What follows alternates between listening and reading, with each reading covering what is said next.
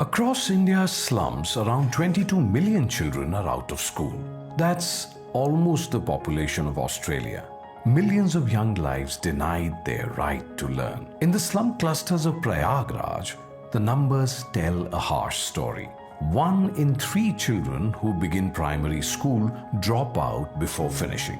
And when a child loses school, they don't just lose textbooks. They lose choices, opportunities, and the chance to dream. But in these narrow lanes, change has begun. Here, Rah Foundation works closely with families, going door to door, encouraging parents who never had schooling themselves to give their children a different future. So how did this journey start? जब हम लोग slum से गुज़रे तो हम लोग ने देखा कि यहाँ पर बच्चों की कंडीशन बहुत ख़राब है। वो बच्चे चाय की दुकान पे बैठ रहे हैं, पान की दुकान पे बैठ रहे हैं, उनकी लैंग्वेज बहुत ख़राब है और पेरेंट्स में ज़्यादा अवेयरनेस नहीं है कि वो बच्चे को एजुकेशन की ओर कन्वर्ट करें, एजुकेशन की ओर बच्चों को पढ़ाएं। तो ये सब प्रॉब्लम्स को देखते हुए राह फाउंडेशन ने एजुकेशन पे काम करने का निर्णय लिया और हम लोग ने फिर यहाँ पर एक सेंटर इस्टेब्लिश करने का प्लान किया। हम लोगों ने सबसे पहले ये देखा कि कौन सी स्लम सभा को थे, तो हसन मंजिल एरिया एक हम लोग को समझ में आया क्योंकि हम लोग वहाँ पे पहले मेडिकल कैंप लगा चुके थे। उसके बाद हम लोगों ने क्या कि पेरेंट्स को कैसे जोड़ा जाए, तो हम लोगों ने एक फूड डिस्ट्रीब्यूशन का कॉन्सेप्ट रखा। तो उसमें करीब 100 से 150 पेरेंट्स आए जो कि वहाँ बैठे थे। मगर उसके बाद हम लोगों ने जैसे ही एजुकेशन की बात की तो बहुत से पेरेंट्स ऐसे थे जो उन्होंने सुनना भी गवार नहीं समझा और उन्होंने फिर वहाँ से उठ के जाने लगे। तो उन लोगों ने हमारे सामने सवाल किया कि अगर हम अपने बच्चों को जो है आपके सेंटर में पढ़ने भेजेंगे तो हमारे बच्चे जो है फिर कमाएंगे कैसे, हमारा घर कैसे चलेगा। तब हम लोग को ये हुआ कि हम लोग कहाँ पे मिस्टेक्स कर रहे हैं जिसमें हम लोग प्रॉपर मैसेज कमिटी को एजुकेशन वाला नहीं दे पा रहे हैं। तो वो सब उस पर करने के बावजूद भी हम लोग ने फिर भी मीटिंग्स करना, रिलेशनशिप बिल्ड करना जारी रखा। फिर उसके काफ़ी दिनों बाद हम लोग तो ये करते थे कि सेंटर सिर्फ ओपन करते थे और बंद करते थे, कोई बच्चा नहीं आता था। लेकिन उम्मीद की किरण तब जागी जब हमारे पास 2 बच्चे स्टार्टिंग में आना शुरू हुआ। वो धीरे धीरे करके 15 बच्चे हो गए।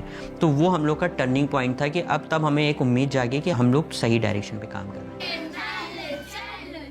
The team sat down and asked themselves, can rote learning and the same old education pattern really help children grow? Think about it. We all studied what a rhombus is in school. But have we ever actually used that diagram or formula in real life? And from here, a new model of education was born. तो राह foundation का जो model है वो school के model से बिल्कुल अलग है। तो स्कूल में जो बच्चा तेज़ होता है उस पर ज़्यादा ध्यान दिया जाता है, जो शाई नेचर का होता है वो पीछे रह जाता है। तो हम लोग का जो मॉडल है, हम लोग पहले तो बेसलाइन असेसमेंट करते हैं बच्चों का कि बच्चों का लर्निंग लेवल क्या है। तो उसी लर्निंग लेवल के हिसाब से हम लोग कॉम्प्रहेंसिव उसका टीचिंग प्लान डिज़ाइन करके उसको बैच के हिसाब से बच्चों को पढ़ाते हैं। राह फाउंडेशन में जब हम लोगों ने अपना प्रोग्राम स्टार्ट किया quality education to underprivileged student, तो इस प्रोग्राम को लेकर के हम लोग अपने सेंटर के 5 किलोमीटर रेडियस के अंदर जितने भी स्कूल्स और कॉलेजेस थे वहाँ के ले गए अपने प्रोग्राम को, वहाँ के बच्चों को बताया और फिर उन बच्चों को अपने यहाँ सेंटर पे हमने इनवाइट किया कि आ करके वो पढ़ाएं और पेरेंट्स से मिले और बच्चों को मिले ताकि ग्राउंड रियलिटी वो जान सकें। और एक बॉन्डिंग वहाँ पे क्रिएट हुई उनसे बच्चों के साथ। इसके बाद फिर वो लोग अपने मन से वॉलंटरी वो आ करके बच्चों को पढ़ाना शुरू कर दिया। Volunteer in Ra Foundation, I came to know about different perspective and aspect. When I firstly started volunteering in Ra Foundation, I was just thinking I'm just helping out the children, but by meeting them, it gave me a different perspective towards them. तो baseline करने के बाद जब हम लोग ने दोबारा बच्चों का रीअसेसमेंट किया तो उसमें हम लोग को बहुत अच्छा इम्प्रूवमेंट देखने को मिला, बहुत अच्छा रिजल्ट देखने को मिला कि जो बच्चे हिंदी में ऑन एन एवरेज बच्चों का 47% इम्प्रूवमेंट हुआ और ऑन एन एवरेज बच्चों का 42% इम्प्रूवमेंट मैथमेटिक्स में हुआ। बच्चों की प्रॉब्लम सॉल्विंग एबिलिटी उनमें इम्प्रूव हुई और बच्चों का बिहेवियर, जो एटीट्यूड था, जो लैंग्वेज में का जो बैरियर था, वो अच्छा इम्प्रूवमेंट हुआ, उसमें चेंजेस आए। अब तक की राह फाउंडेशन की पूरी जर्नी में हम लोगों ने 850 से ज़्यादा बच्चों को जो है क्वालिटी ऑफ एजुकेशन हम लोग अपने तीनों सेंटर्स पे दे रहे हैं। 500 से ज़्यादा हम लोग के साथ वॉलंटियर्स इंगेज हैं।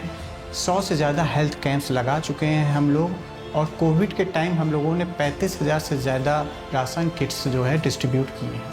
Ra Foundation's journey so far has been about understanding the barriers and slowly turning them into possibilities. Now, the organization finds itself at a crucial point, a moment to pause, to reflect, and to ask, how can this impact go deeper? How can the next chapter be stronger than the last?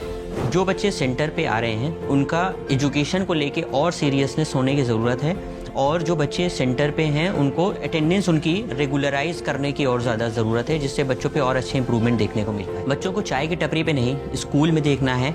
जो बच्चे बहुत मुसीबत के बावजूद पढ़ाई को चुनते हैं, और एक बच्चे की पढ़ाई से पूरे परिवार का बदलाव होता है, और अगर बदलाव की बात करें तो वो धीरे धीरे ही होता है, ज़ोर ज़बरदस्ती से नहीं होता है। Every child deserves a classroom. Yet in India's slums, millions still grew up without one.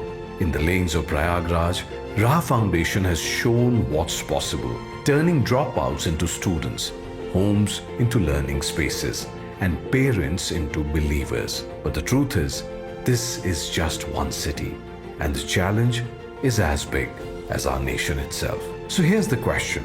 When history asks who stood up for India's children, will your name be there? Ra Foundation is building that answer every day, and you can be part of it. Reach out, volunteer, support, or simply spread the word. क्योंकि hero का उल्टा villain नहीं होता, hero का उल्टा होता है तमाशबीन।